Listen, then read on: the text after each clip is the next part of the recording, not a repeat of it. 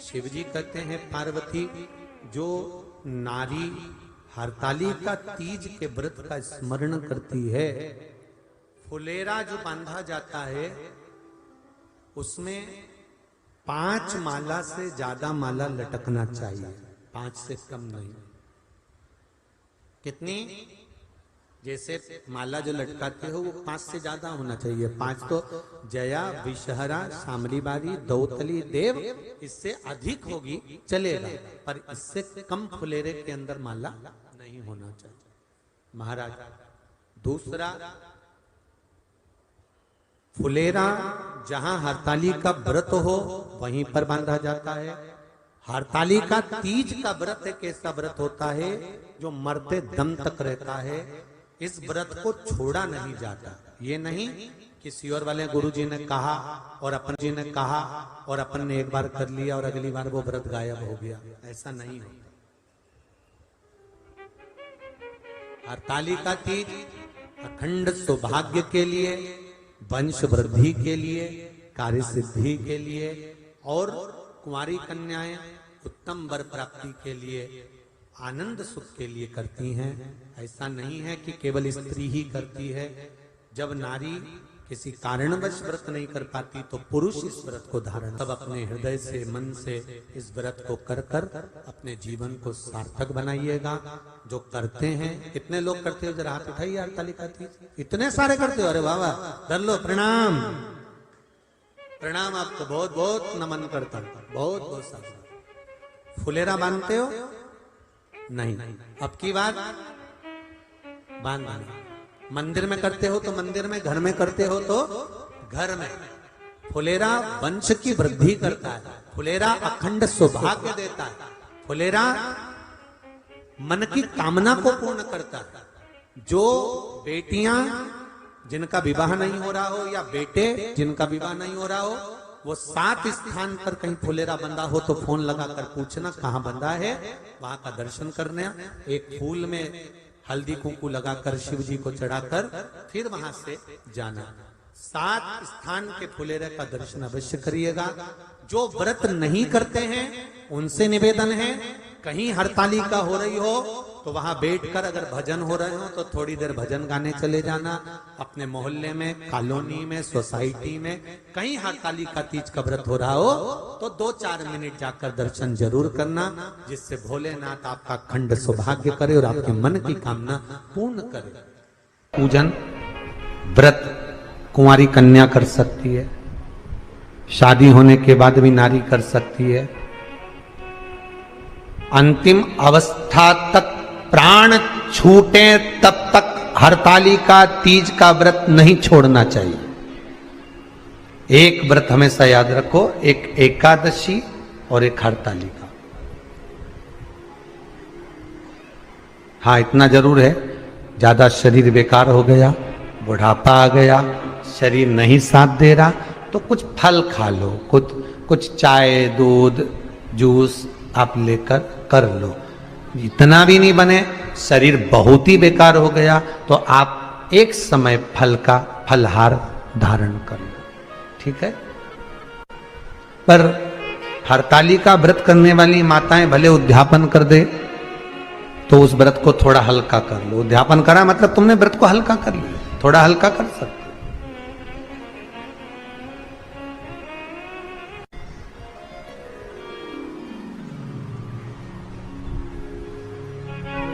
हरतालिका तीज का जो व्रत का उद्यापन करते हैं उसमें 5 चीज रखते हैं ना, 5 कपड़े स्त्री के, 5 कपड़े पुरुष के, 5 तरह का अनाज, 5 तरह का फलहार, 5 तरह का फल। तो 5 तरह का जो फल रखाता है हरतालिका तीज के उद्यापन में, दुनिया के लोग उस 5 तरह के फल को, केला गिन ले, पपीता गिन ले, मौसम्बी गिन ले और अनार गिन ले, संतरा गिन ले, सब कुछ गिन लेते हैं, पर उस 5 तरह के फल में धतूरे को नहीं गिनते। पर शिव कथा में वर्णन आता है, हरतालिका तीज के उद्यापन में लिखा हुआ है सबसे पहले 5 फल अगर गिनना है तो उसमें पहले धतूरे को गिनो, क्योंकि शंकर को वो प्रिय होता है, शंकर उसको स्वीकार कर लेता है। और धतूरा शंकर भगवान को क्यों चढ़ाया जाता है उसका प्रसंग आपको पहले भी कहा, आज फिर कहते हैं। धतूरा जब हम भगवान शंकर को समर्पित करते हैं तो हमारा कोई कार्य अटक रहा होता है, जिस कार्य को बार बार एग्जाम में बैठे हो, बार बार परेशान हो रहा है, बार बार इंटरव्यू देने जा रहे हो, नहीं हो रहा, एक बार धतूरे को हृदय से, भगवान को प्रेम से, करुणा सागर मेरे शंकर को दिल से एक बार वो धतूरा भगवान से विनती कर कर उसको चढ़ाओ तो शरीर, भगवान तुम्हारा कार्य सफल कर देगा। पर दिल से चढ़ाना, हृदय। कालिका तीज की पूजन करने वाले को चाहिए कि बालू का, मिट्टी का शिवलिंग बनाना चाहिए। फुलेरा जो बनाया गया है ऊपर शंकर जी के ऊपर लटकाने के लिए, टांगने के लिए, उसके नीचे शिव, पार्वती, गणेश जी की सुंदर बालू की मूर्ति बना लेना चाहिए।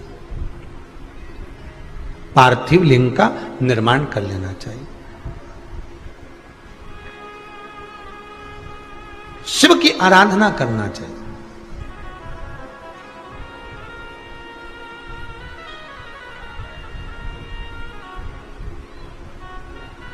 जो फल आपके पास में हो शंकर को समर्पित करना चाहिए, पूजन करना चाहिए, आराधना करो। सबसे पहली पूजन हरतालिका तीज की प्रदोष काल के अंतर्गत हो जाना चाहिए, शाम के समय पर। प्रयास करा करो प्रदोष काल के समय पर पहली पूजन हो जाए तो ज्यादा अच्छा। पर लोगों की आदत रहती है कि 8 बजे तक, 8:30 बजे तक, 9 बजे तक पहली पूजन करें, फिर दूसरी आराम से, फिर तीसरी, फिर आराम से, फिर चौथी। तो ऐसा सब अपने अपने हिसाब से। पर शास्त्र रीति कहती है कि प्रदोष का जो समय होता है, प्रदोष काल जो होता है, शाम का जो समय होता है, उस समय पर हरतालिका तीज की पहली पूजन हो, जिससे आपका स्मरण चित्त शंकर भगवान में उस घड़ी, उस पल, उस क्षण में आप शिव के हो जाएं और शंकर आपका हो जाए। हाँ, अगर किसी के आने में देरी हो, कोई आ नहीं पा रहा है, बहुत देरी हो रही हो, तो हरतालिका पूजन व्रत वर्णन करता है कि शिवलिंग का निर्माण, पार्वती जी की मूर्ति का निर्माण, गणेश जी का निर्माण और फुलेरा जो बनाया हुआ है, ये प्रदोष काल के पहले बनकर तैयार हो जाना चाहिए। प्रदोष काल के अंतर्गत फुलेरा नहीं बनना, फुलेरा पहले बन जाना चाहिए। और बहुत विशेष बात ध्यान रखिए हरतालिका तीज की, कि शंकर जी का जो अपने स्वरूप बनाया है, पाटे में, थाली में, चौकी पर, चौरंग पर जो स्वरूप बनाया है, वो पहले नहीं रखना है। पहले क्या बांधना है? फुलेरा। पहले फुलेरा बांधिए, उसके बाद उसके नीचे शंकर जी को रखिए। कई अब जो हरतालिका तीज का पूजन करते हैं तो उनके लिए हो गया, अब दूसरे के लिए भी सुन ले।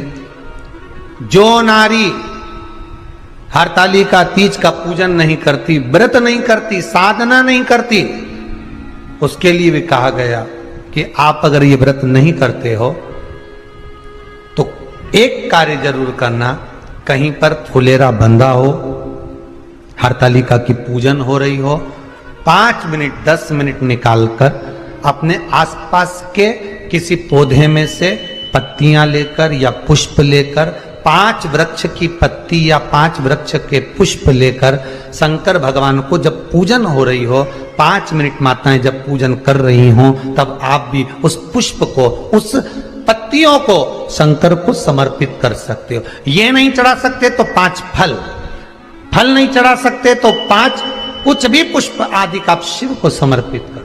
पर क्यों चढ़ाया जाता है, किस लिए चढ़ाना चाहिए? तो कहा कन्या स्त्री अगर मान लो हरतालिका का व्रत नहीं करती, पूजन नहीं करती, आराधना नहीं करती, तो वो कन्या, वो नारी, वो स्त्री, वो पुरुष कार्य तो बहुत करेगा, दुकान भी 4 चलाएगा, व्यापार भी बढ़ाएगा, पर संपदा को जोड़ नहीं पाएगा। 1 रुपए कमाएगा, 1.25 रुपए खर्च वाला काम चलेगा।